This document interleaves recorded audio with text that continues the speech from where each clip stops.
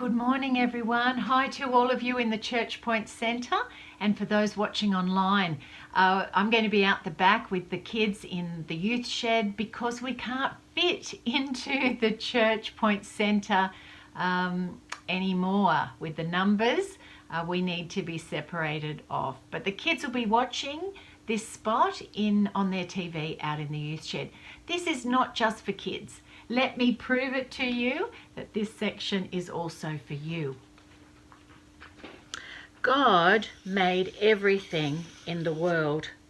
That's why He is in charge.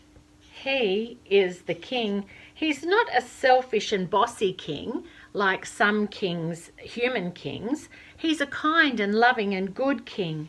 And He made all the people of the world and breathed life into them. Therefore, He is our king. But people didn't want God to be their king. They say no to Him. They set themselves up as king and boss of their own life. And the question is, what is God going to do about that? Last week in Kids Church, we looked at box number 3. And box number 3 says that God is the only true king and He won't let people keep on saying no to Him. And God's punishment is that we'll be shut out of God's kingdom forever. Now, when I said this last week, beautiful Indy McLaren, her eyes got very big and seriously she put up her hand and said, "But Tracey, what if people haven't done anything wrong?" I said, yes, that would be most unfair, wouldn't it? Everybody, can you think of people or a person, people that haven't done anything wrong? And Indy immediately said, Jesus. I said, yes, Jesus is the only one that doesn't deserve to be punished. So then I repeated the third box, that God is the only true king. He won't let people keep on saying no to Him. And His punishment is that we are shut out of God's kingdom forever. Now, Indy's hand went up again. She was troubled because she realized this was very bad news. And she said, "But Tracey, didn't Jesus save us by dying on the cross?" Oh, Indy, I couldn't have set up the experience, the educational experience better. You were so helpful to me, Indy, last week. Now let me share with you the fourth box.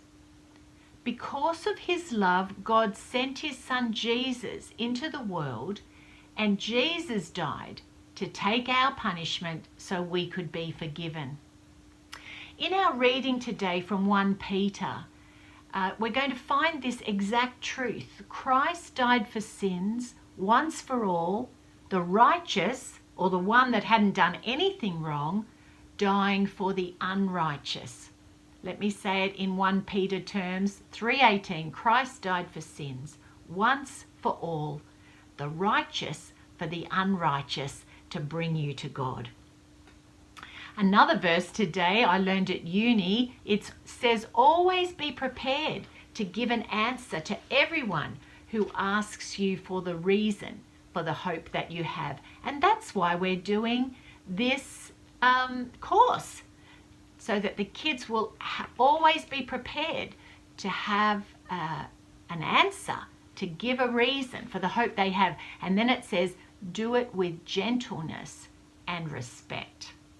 This is NAIDOC Week. That stands for National Aboriginal and Islander Day Observance Committee, and it has its roots in 1938 in the Day of Mourning, and it's become a week-long event in 1975.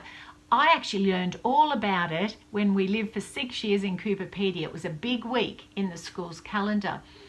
In Central Australia, Aboriginal paintings have this symbol representing a person, and it's the shape left in the sand when a person has been sitting there naked. And Jesus is shown as a person with the power of God, except at the crucifixion. This painting was done by Linda Walker from Alice Springs in 2011, Central Australia.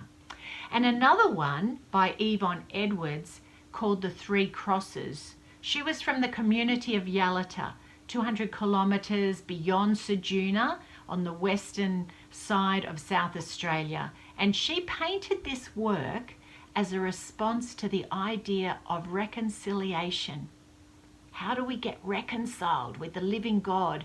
It's through the crucifixion of his son, allowing us to have a way of being friends with God again and then living out reconciliation with each other.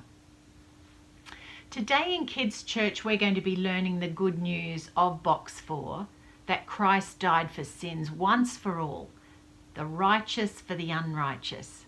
So thank you, Indy, for helping me to explain it more clearly. Jesus was the only person who did nothing wrong, but he swapped places and took our punishment so we can go free. Now that is good news, isn't it?